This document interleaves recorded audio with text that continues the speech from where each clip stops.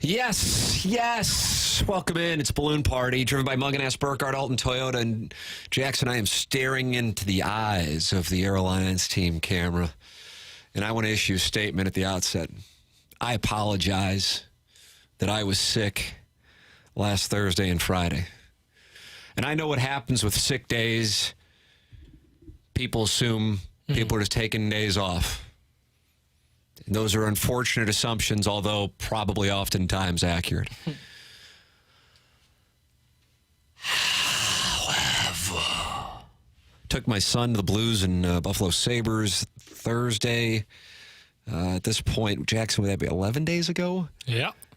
And he got ill that night. 3 days later, my soon-to-be 2-year-old got ill, which was brutal to see because, as any of you who have been parents and had young children who have no idea what the hell's going on when they get sick, it breaks your heart. And I mean, he was getting sick it was like egg timer every 10 minutes. And it went on from 4:40 until 10:30 that night. Ooh. And then my wife and I were like, oh, I guess we're in the clear. And then I got hit, and I got hit hard, brother, on Wednesday afternoon, if I'm not mistaken. But then thought I was fine on Thursday afternoon, and then I wound up sleeping again until 11 on Friday. So I don't know what the hell is going on. I had somebody DM me and said they lost 10 pounds with this thing. So I'm sure some people have gotten it. I really don't like to I mean, I know people say it, but I don't like it. Because it was actually I don't like it on TMA because then it puts the onus on you to run point, and then you have to do all the producing in addition. And then here, as I was just saying to Randy and Brooke, then they got to do another hour. Right. You know? Right. And that sucks. So I hate it. It's not like I'm like, oh, sweet, I'll go and hang out. Right. I mean, I'm in effing bed. Yeah. It's not like I'm doing anything. Yeah. And it comes with a price. So, vacation day is vacation day, but this was no vacation day. So, missed the program, but Jackson, we are back. I'd like to think my health will be fine throughout the remainder of the year. But hey, you know what? You never know. You never know. You look great. Thank you. I think I'm hot. You look better in that cardigan. Thank you. Matt Rocchio was assuming that the texters, 314-399-9646, and the great people in the YouTube chat would mock the cardigan. And I said, I like a nice cardigan. I think it's kind of something that comes with my Irish-American heritage or the cable knit sweaters and cardigans. Right. I think I like a nice cardigan. Are you wearing that for today's holiday party? In part, it's the jersey themed. Yeah, what jersey are you wearing? I have my... Are you wearing your Ledoux jersey? No. I was actually mulling over because I went to my parents' house where I guess I keep a bunch of the jerseys I used to wear. And I have multiple SLU High jerseys from when I went to SLU High basketball camp. And I was thinking about breaking that bad boy out. I actually wouldn't mind wearing it since I never got to wear one. But it's like a penny, so that's a lot of chest cleavage on my part showing, and I don't think people need to see that. What are you going with then? I have it's got to be like a Mizzou Damari Carroll. No, I have a jersey of old Boston #0, Jason Tatum jersey. Oh, nice. That I'll be wearing. Yeah, under this cardigan. But I guess that was part of the reason. Yeah, the cardigan's sharp. Thank you. It's not... Do you wear that out? Like your Sleepless in Seattle shirt? Sure. How do the 20-somethings like that, the ladies? No, they like it. It's a stylish look. It's not the clothes that make the man. It's the man who makes the clothes. Wonderful. And if John Hamm can pull it off, I don't see why I can't. And you turned, like a director said, camera 4. Yeah. And you turned and looked at it. Yeah. Well, that was nice. It's like that's the key with any person on camera is you got to be able to find your camera. Absolutely. Well, that's step one. And so once I found my camera, I just gave him the old blue eyes. The only jersey I've ever worn when really competing for anything was my Poker Stars that jersey. I was sponsored by Poker Stars when I played in the World Series of Poker. Did you have like a number? So I actually have like a jacket. Do you have like a number? So that's what I got. I got the Poker Stars ad and whatever patches that were on there. Nice. That's my jersey. Yeah. So I don't. I got cut from everything, and now because it only makes sense, I go on the radio and then I criticize the people who can do it and make millions of dollars and then retire when they're like 30. But I got cut from everything, and then I tell them why they're not good. Do you understand it? Because you know better. Thank you. You know better. Thank you. Getting cut was politics. Yeah. I mean, if I didn't get cut from St. Louis U High, I would still be playing in perhaps a variety of professional sports. I think you'd be the fifth starter for the Cardinals. Thank you for saying, well, that's possible. But in this particular case, all I can represent is poker stars, and I will bring it out. And plus, there was a cute little visor that came with it, too. Is that right? Like one of those green visors that's like someone working no, a it book? was black with the poker stars logo. Nice. And it's tough for me, though, because the visor looked like it was like a rocket launch. It was like the Leaning Tower of Pisa on my skull. But, yeah, that's what I got here. So we have the holiday party for Hubbard Radio St. Louis coming up. Jackson and I will be doing QFTA. That is kind of a non-sports podcast that we do, and that'll be live on the TMA YouTube channel, youtube.com/TMASTL, coming up at 11:30. You can partake in that live chat. On this one, though, we haven't talked in a few days on this program, and there's been a lot that's been going on. And one of the things going on, I could be off on this, and I'm curious. I don't know if it's the lead. I feel like there isn't an obvious lead. It's kind of where I was today. Yeah. But I will say this. I think that this is the most intense... I don't know what the right word is. I'm trying to think of it. It's probably not that important. None of this is important, actually. I just had a moment of realization. It just took a quarter century of doing this to realize it. People are disenfranchised with the Blues in this season, more so at this moment than any other time, which is, I don't want to say it's odd, but it's a real change in 6 days because they were coming off of a hell of a win. And then going, oh, well, okay, home to take on Vegas. Probably not going to win back-to-back games against Vegas. But then Friday and Saturday night against a couple teams that aren't necessarily real good in CBJ and the Blackhawks. And then 11 of 15. This thing might be able to put themselves in a position to get into the Stanley Cup playoffs based on starting right now. Use that momentum from beating Vegas in their building last Monday to, if you don't beat Vegas on Wednesday night, fine, but at least get, 2 or 3 points out of Columbus and Chicago. And then, 11 of 15 at home, here we go. And then instead you get the performances that you get, the early goals, some calling out, I felt like, post-game from Brayden Schenn. From his, do we have that sound, by the way? I didn't even call for it, but you're the kind of guy who might just have it ready. I feel we just pick and choose when we want to turn up the intensity meter in hockey games. And you're not going to win like that in this league. It doesn't matter who you're playing. The teams that are below us in the standings, we feel like we don't have to start on time, and it's resulting in losses, and that's just the reality of it. You don't have the simple answer for it, but why is that? I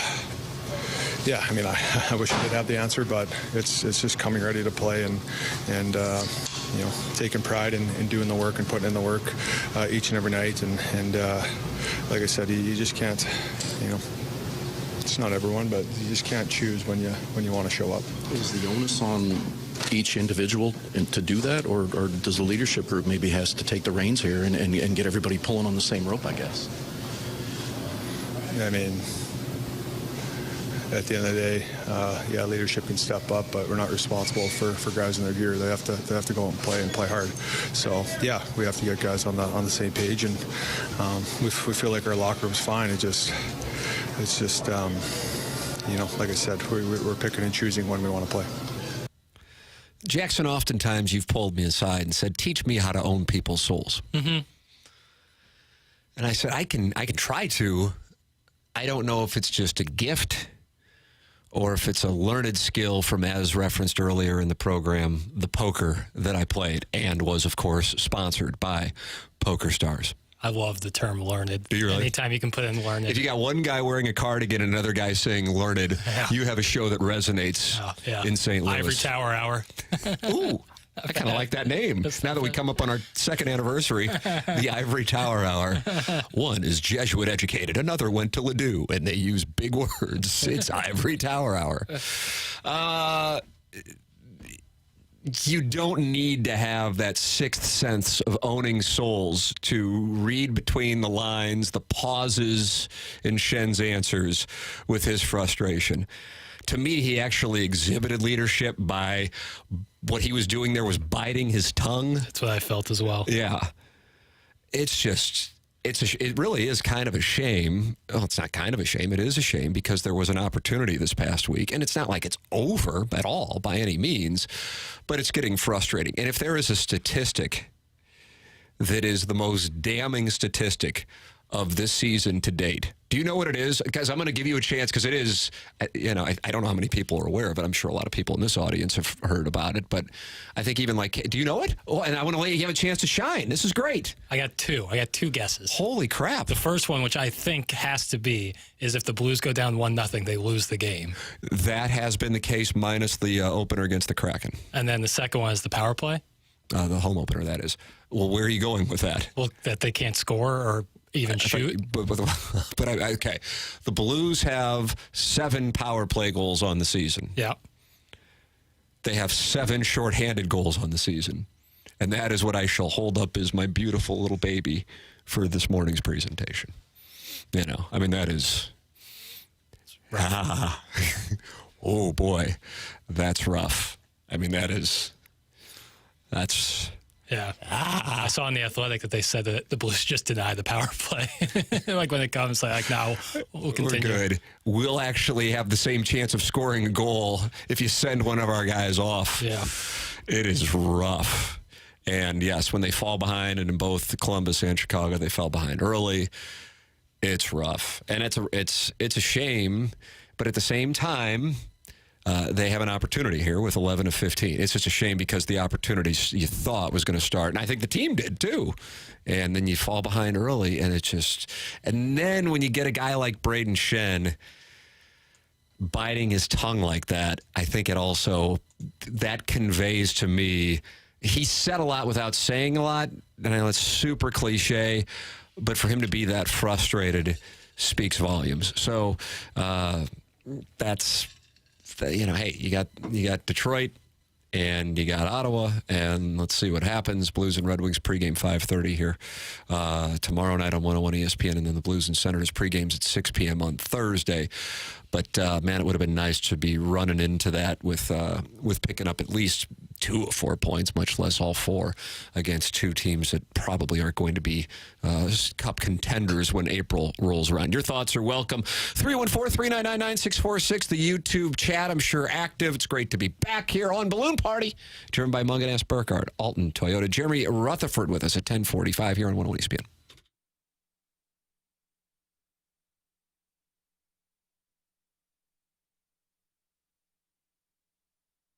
Well, folks, the world's largest sportsbook in Las Vegas is now in Illinois. That's right. The Circa Sports app is available in Illinois. So if you live here in St. Louis, you make the short drive across the river, or if you already live in Illinois, sign up for the Circa Sports app, because the Circa Sports app is sports betting the way it should be, with big app bets, high betting limits, tight money line splits, and the best customer service around. You won't talk to a chat bot if you run into any issues with Circa. You'll talk to real people. Matter of fact, the real people that run the Circa Resort out there in Las Vegas. The NFL is coming down the home stretch. We still got bowl season in front of us. And, of course, in the middle of the week, you got NBA, college hoops, and NHL to bet on, all available over at the Circa Sports app. So visit circasports.com for more details and get ready to start betting like a pro. If you or someone you know may have a problem with gambling, call 1-800-GAMBLER or text ILGAMB to 833-234.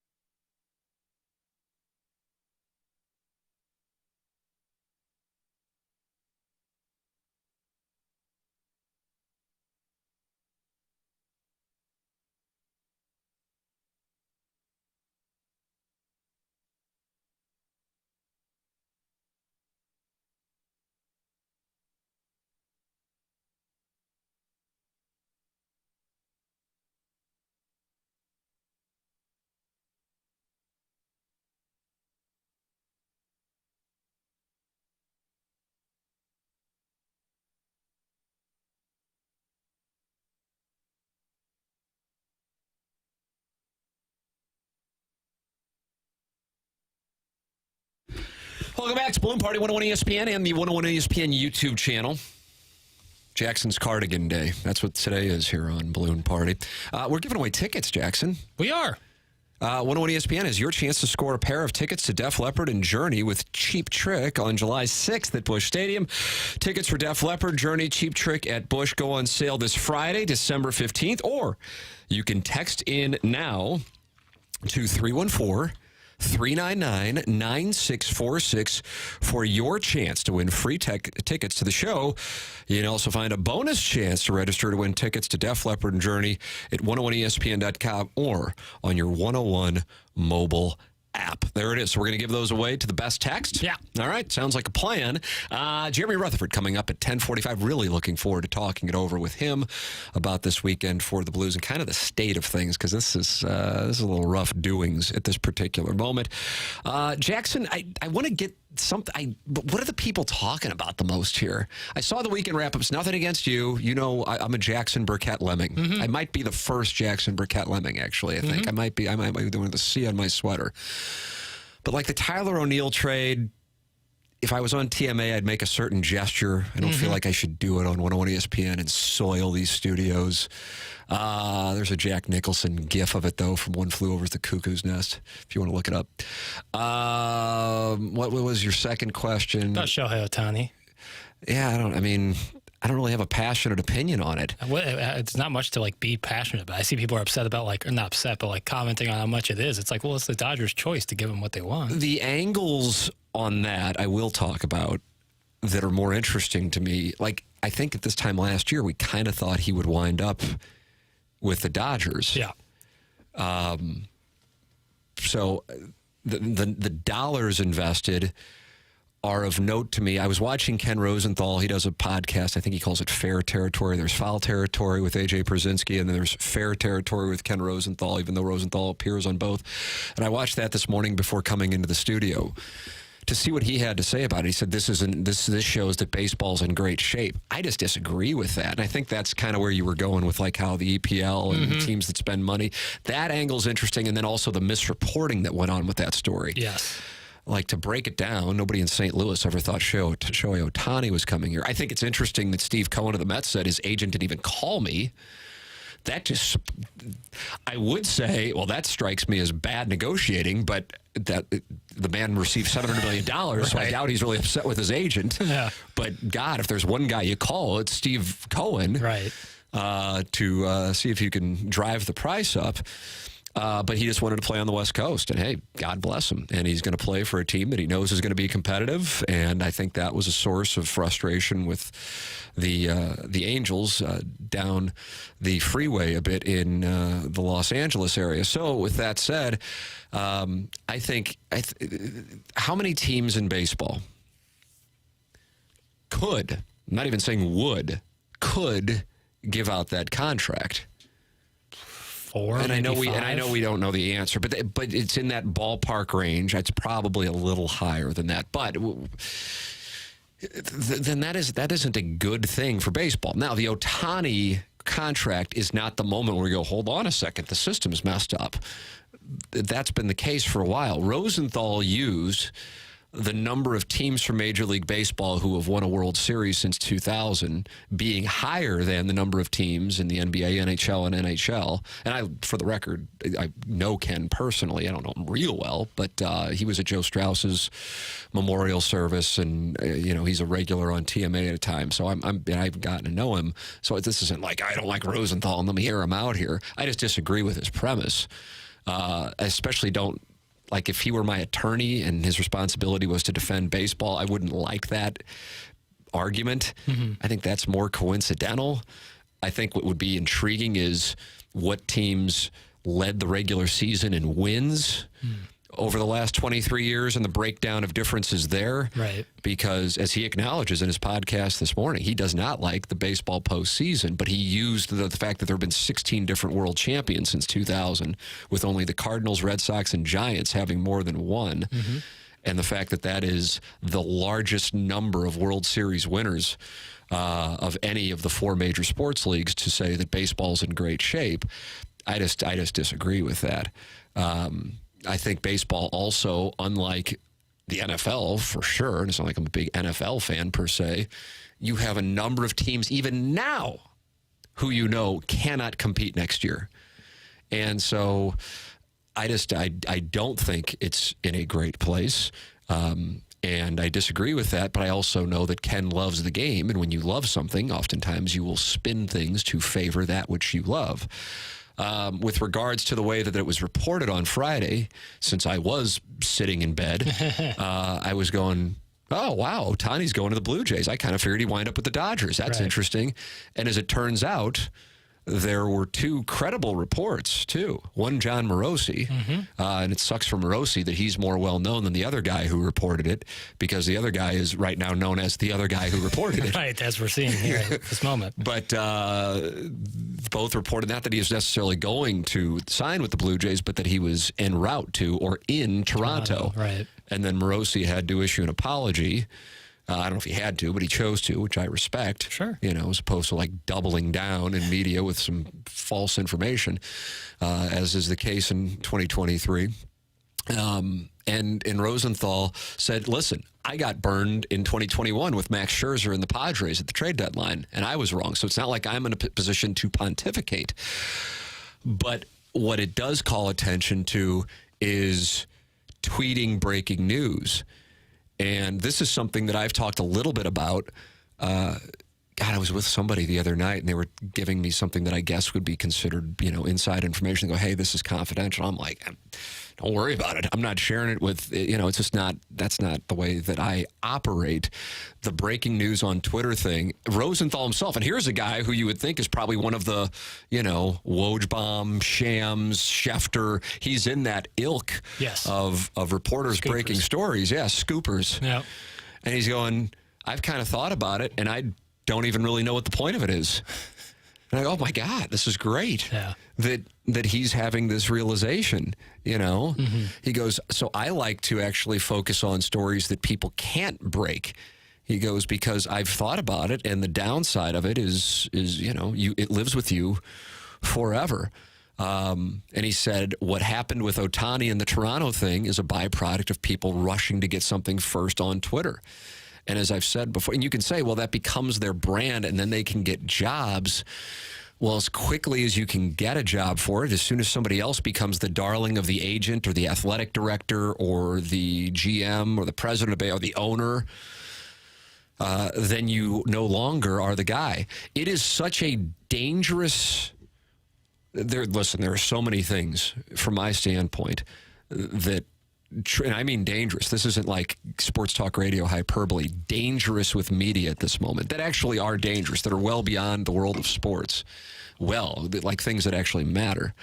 And Twitter and a lack of accountability, which I was so happy that Doug Gottlieb was on the receiving end of litigation. Yeah. Not because I have anything against Doug Gottlieb for that Freddie Freeman report. Yeah. That there are actually penalties when you go and make something up or pass something off that is false as truth. And I think that Twitter in particular has allowed it, but social media in general, but it's been going on in media, and it's not limited to social media. It's print and television and radio and podcasting, and there's no accountability for it. That you get into a spot where people are passing off falsehoods with zero downside. And in this case, people got burned. And I would imagine Morosi will be more careful going forward, but I don't think he necessarily did it maliciously. You just get caught up in, I've got to get this first. I got to get it out first. I got to get it out first. And it is a dangerous thing when you have people who, with perceived credibility, passing off that which is not credible. And that's what wound up happening on Friday with the Ohtani thing. It certainly is not a life-altering thing for the vast majority of people, with the exception of those who bought tickets to the opener for the Blue Jays and or bet on the Blue Jays last year, which is the case. That did happen.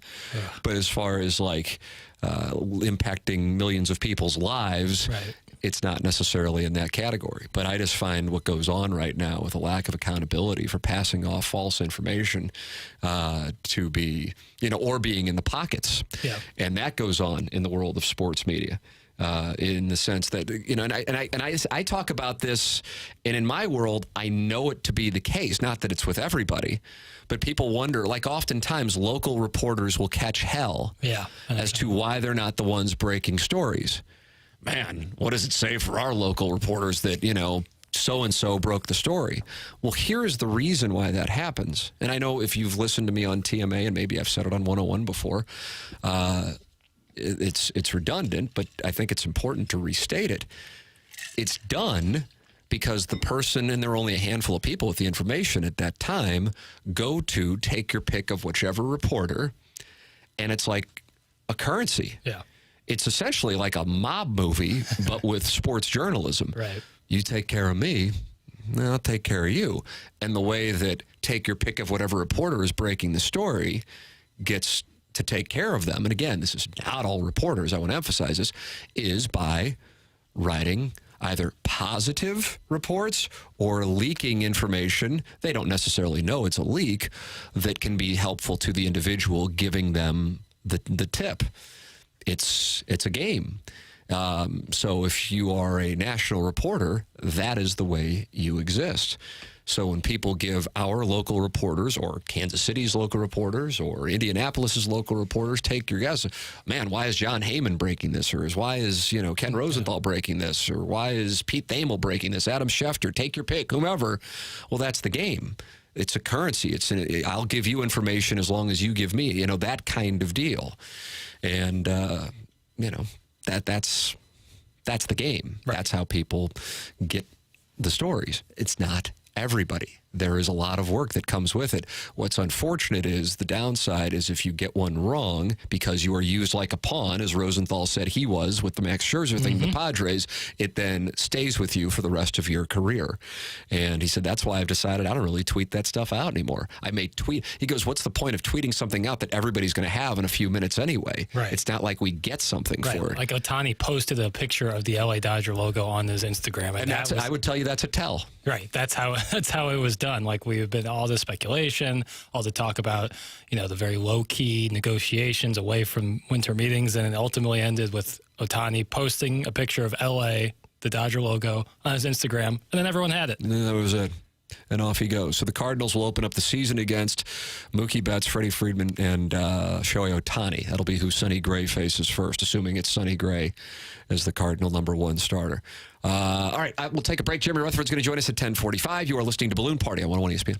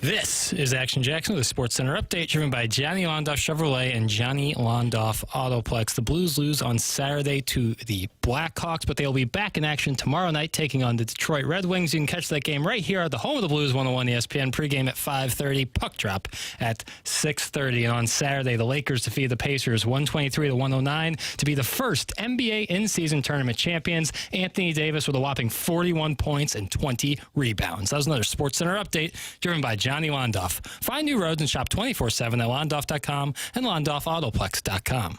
Are you kidding me?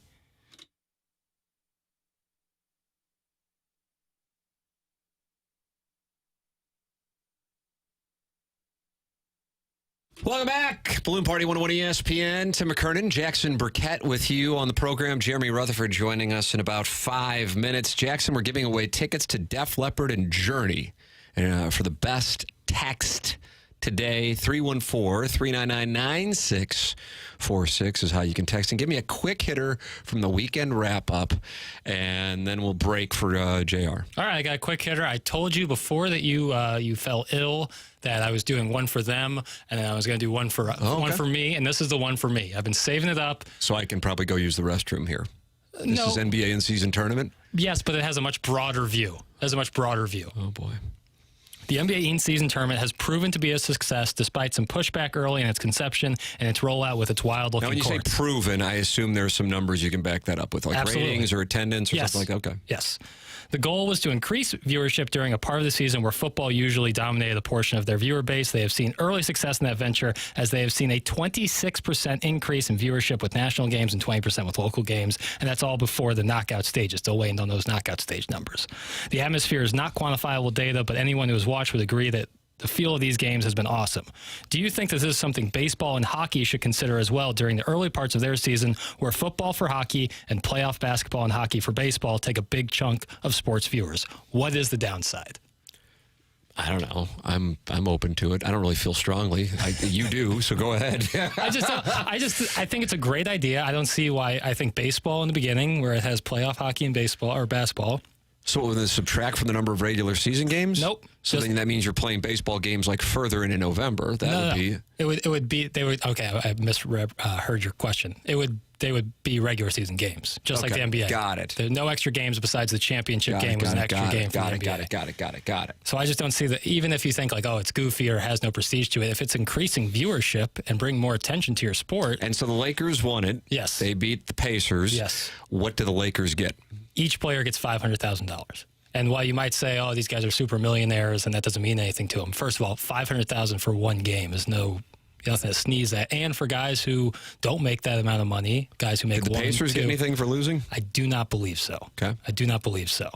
They might get something because they played an extra game just based on their compensation, but I'm not positive on that. But, I mean, if you're a two-way player who only makes $750K a year, $500,000 is a major amount of money. Even if it's half that, it's a major amount of money. So I think the incentive would be there and increase the atmosphere. We've seen what baseball tournaments with the World Baseball Classic can prove. I mean, the atmosphere is awesome for that. I have no issue with it. All right. I have no issue with it. Sweet. What makes you happy? Yeah, I can tell you're really on board. I just see people be like, oh, it's so dumb and goofy because people are resistant to change, as that is human nature. But I just don't see a downside if it brings more attention to it. And I don't think it was any mistake that the Saturday in-season tournament championship. But as a fan, what a Lakers fan get? Like, okay, so the guys who already most likely have net worths of seven figures at a minimum got $500,000. Like, as a fan, what do they care? The atmosphere was awesome. Are the Lakers getting something? The NBA Cup, the little trophy. And, I mean, they got their best player, or one of their best players, Anthony Davis, to go out and score 41 points with 20 boards. I know, but if you're a fan of the team, like, what does it do for you? It's it's a feather in your cap. Okay. Well, hey, people obviously cared based on the atmosphere. I'm just kind of surprised by that. Yeah, and that's why I think took a lot of people by surprise that the players actually care, because competition, at their base, players these guys are caring, I get it, but I'm talking about the fan. Like, why as a fan would you care? Like, does it help you for the postseason, or does it help you for the, No. Yeah, and that's what I'm asking. I think the Cardinals win the in-season tournament. Oh, nice. What happens? No, they're now back to the series against the Pirates. I don't know. I think it'll take some time to build some prestige. Like fans in Europe, all these soccer leagues have in-season tournaments. There's a lot of cups. Multiples. And it takes some time. Those have been going on for hundreds of years. But once they build up a little prestige, there is some bragging rights to it, I think. And I think it's great for teams that might not make a run for the championship get a chance to have a lot of playoff atmospheres at their home arenas without the playoffs necessarily. All right. Well, we're going to ask JR some questions. Maybe we'll pepper him with that one, Jackson. Yeah, I don't see why not. I got a lot for him. He's coming up next. This is Balloon Party on 101 ESPN.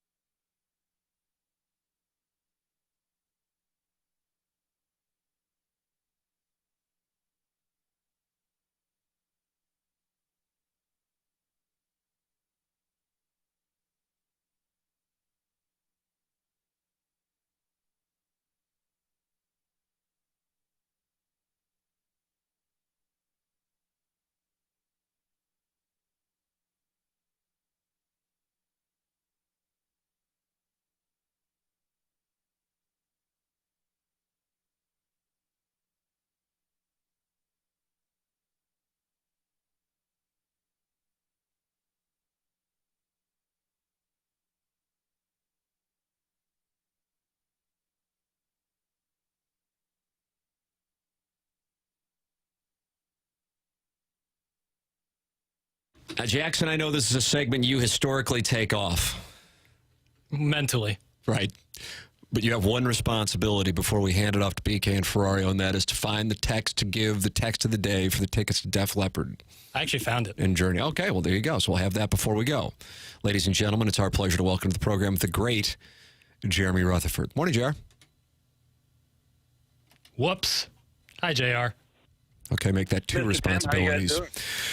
Two responsibilities. JR, we're wonderful. How are you? Fine, sir. Doing well, and glad to hear you're back up and at 'em. Thank you so much. I appreciate that. I was curious I was texting with, you remember the great Kevin Lorenz, and I texted with him quite a bit about the Blues.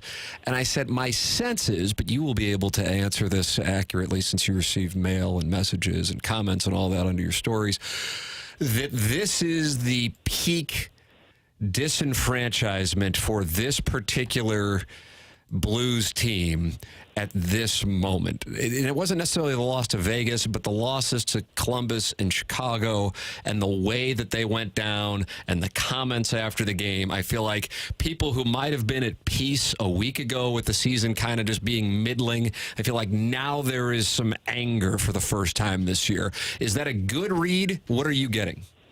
Yeah, I think so. I mean, there's been some anger for sure prior to, but I think that this felt like something. And when you look at these two losses after you mentioned the Vegas win, to me, the losses against Columbus and Chicago felt like the beginning of something. Like, you don't want to say the beginning of the end in reference to Craig Berube, the staff, but it feels like the beginning of something. Like, Doug Armstrong has made it clear that he wants to be competitive in this retool. But at some point, you have to realize who you are and go that direction. And I think that's what I'm getting from some of the fan base. And so if you're going to be a team that's not going to be able to compete, you're going to be a team that's going to lose to Columbus and Chicago on back-to-back nights. You're going to be a team where Brayden Schenn comes out and says, some guys are just playing when they want to. Then this is the start of something. This is the start of either they need to figure out what they have in the locker room, and they need to make some decisions based on what their future is. I'm curious about the comments that we've heard both from Berube and Schenn over the weekend. What do you make of those with regard to picking and choosing when to compete? I felt like Brayden Schenn, when you listen to that soundbite, he was biting his tongue to not say more during that exchange. And how does this situation compare to the old lack of buy-in days from Ken Hitchcock's era? Yeah, but maybe similar. But I think in analyzing what they said this time with Berube and Schenn, Tim, I think Berube said that something that I was thinking about too is they're trying to feel the game out. What type of game is this going to be? And I will respond accordingly. If this is going to be this type of game, then I need to do this. Well, you can't do that in the NHL, like Brayden Schenn followed up Craig Berube saying. And you have to go out and play the style that you play, that you practice, that you're capable of. And we've been up front. We've talked about this all year. I think people need to evaluate this team not based on being a Stanley Cup team, not even necessarily being a second, third-round playoff team.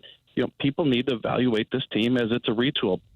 Doug Armstrong went out and bought spare parts. That's what he did to put this team together. There's a reason why some of these teams didn't want these players and let them go, and not only let them go, but paid part of their salary to let them go. So that's what this team is, but it still has shown that it can be competitive when it wants to play. And to me, there's a fundamental issue there when we're into December and we're talking about the captain saying that they play when they want to play. So, I still think this team can be a team that can make the playoffs. But when you have issues like this that are going to linger, I think this is when it gets to become a bigger problem. And this is what ties into what I said just a bit ago, is what is your future? Figure out who you are. And Tim, I'll kind of wrap that thought up by saying this. When you look at the future of the Blues, when I watch games, it's not necessarily what was the score last night? What did the power play do? What did this guy do? Oh, he screwed up again. To me, it's a situation you look at the big picture. What are the foundational guys doing? What are the guys like Jordan Kyrou, Robert Thomas, Colton Parayko, the guys that are going to be here past 2, 3, 4 years from now? What are they doing, Tim? And then secondly, what's the culture like are they creating a culture that you can bring in a Snuggerud and a Dvorsky, and this thing can build? If they're not doing that, then those changes have to be made. What do you see as a long-term issue with some of the players in question? So not necessarily talking about the ones that you were just making reference to, but a long-term issue with some of these guys who are in question at the moment. Well, I just think right now you have a roster, as we touched on, that's kind of a hodgepodge roster. It's guys who were brought in on questionable contracts. It's guys that you perhaps could not unload, like we saw with Torrey Krug in the summertime with the no trade. And I think it's trying to fill the roster to be competitive when you bring in a Kevin Hayes and a Vrana and a Kapanen. And on some nights, like we've seen, it's going to work. But, long term, like I said, I think you focus on the names that we just touched on and a few of the other guys, and you have to stay on them and make sure that they're playing the game the right way. But what can happen in this situation, and we've seen it go sideways with other coaches in the past, is if the situation just becomes too toxic, then all of a sudden not only are you not competing and trying to make a playoff this season, but you've got to change the coach. You've got to change the staff. You've got to move young guys that you thought were going to be part of this thing that are just not part of it. So it's just, if this thing continues in this direction, that's when these key decisions are going to have to be made by Doug Armstrong on what they need to do this season. Do you think it is at a point where they may be considering changes, whether it be assistant coaches or with Craig Berube, or is it at that point that starts getting momentum? It could quickly, because in the past, when you say that it's not, and I think that Craig Berube can still be the guy to be the head coach of this team and his staff, you can say that and things could change quickly because of guys not grabbing it and playing the way they're capable of and doing their job. And so it becomes a situation where the GM has no choice. He's just got to make changes. Also, when you're evaluating this situation, there's things that just aren't getting better, like the power play. Things that the assistant coaches are in charge of. And if it gets to a point where Doug Armstrong says, okay, I can't move contracts, I'm also not going to be able to move guys with 6, 7, 8 years left on their deals, this is what we have to do. So I personally still feel like Craig Berube and his staff can get the job done. But if these types of things continue to be seen, playing so poorly against bad teams and these bad starts, then you just get to that point where it's going to be inevitable. One final thing here, JR. Well, last year we talked about the room and how, with the situation with Kyrou and Thomas getting big deals and the free agents that were Tarasenko, O'Reilly, and people going, how come they're getting money, we're not getting our money, and it created a fractured room. What insight can you give, if you can give any, into the state of the room? Schenn says it's fine. What is your read on the current status of the room? Yeah, and the room to me seems fine, and I always preface that by saying, look, I'm not in there. Right. It's a limited viewpoint in terms of I'm not in there. Do you talk to guys and do you have a vibe? Do you have a sense, when you're talking to guys? Yeah, I feel like Schenn said that the room can be fine. Do they think there are 2 or 3, 4 players that could be working harder and picking up the slack, better? I think so, yeah. But I don't think this is a situation like the past couple of years, or even 2018-19 before they got on a roll in January. Like, that room was not good in November, December, and they came together and saw that they had an opportunity to win and put it together. But then, last year you had the contract situation with Kyrou, Thomas. You had Tarasenko on an island. I don't think any of that is there. I felt like since day one in training camp, this team felt like it could compete and try to play for a playoff spot. But, Tim, once it's not working, then you start to, whether it be finger pointing or, trying to bite your lip in the post-game comments, that's when this stuff starts to take off. I've seen it before. JR with us every Monday here on Balloon Party, every Wednesday on TMA, and throughout the week on 101 ESPN. Always appreciate it, fine sir. Thank you so much. Yep, thanks, Tim. There he is, Jeremy Rutherford, with us here on 101 ESPN. Jackson, do you have the winner of these Def Leppard, Journey, and Cheap Trick tickets? I do. This is Ron from Fenton, and I'm not infallible. He makes a great point about the in-season tournament. The difference with European soccer leagues, they don't have a postseason tournament to decide the champ. It's based on the in-season win-loss record. I can see how in-season tournaments work over there. I don't see what the relevance is when you have a postseason tournament to decide the champ. And I think, you know what? That's a fair. It is a great point. It's kind of Ron's doing a bit. Ron, maybe you should host the program because it's kind of what I was trying to ask. Not mocking. Sure. Say, hey, you love basketball. God bless. I just don't get why a fan would be like, oh, sweet, we won the in-season tournament. But clearly people were invested in it. I'm just trying to figure out the why. The atmosphere. It's less about the actual outcome of it and getting great atmosphere in basketball in December when you would never get that usually. Right, but I understand that. I feel like this is like the who's on first thing. But I don't know why the atmosphere was so good. Why did they care? Because I think it's cause and effect. The players are competing harder than they would in a regular season game in December, and therefore the fans respond. All right. You would know better than me, so I shall yield to you. Jackson and I are going to go do QFTA. Just switch your YouTube over to youtube.com/TMASTL. We'll be doing that coming up at 11:30. Any question is welcome. And it's non-sports, but you can send in hate mail, T. McKernan at InsideSTL.com. Any question, anything. It's a free-for-all is what it is. It's about an hour and a half long podcast. Jackson, sometimes 4-hour-long podcast. And it's on the Tim McKernan Show podcast feed, which is separate from TMA and Balloon Party. Time for us to shut it down. BK and Ferrari are up next for Action Jackson. I'm Tim McKernan. This has been Balloon Party, driven by Munganess, Burghardt, Alton Toyota on 101 ESPN and the 101 ESPN YouTube channel.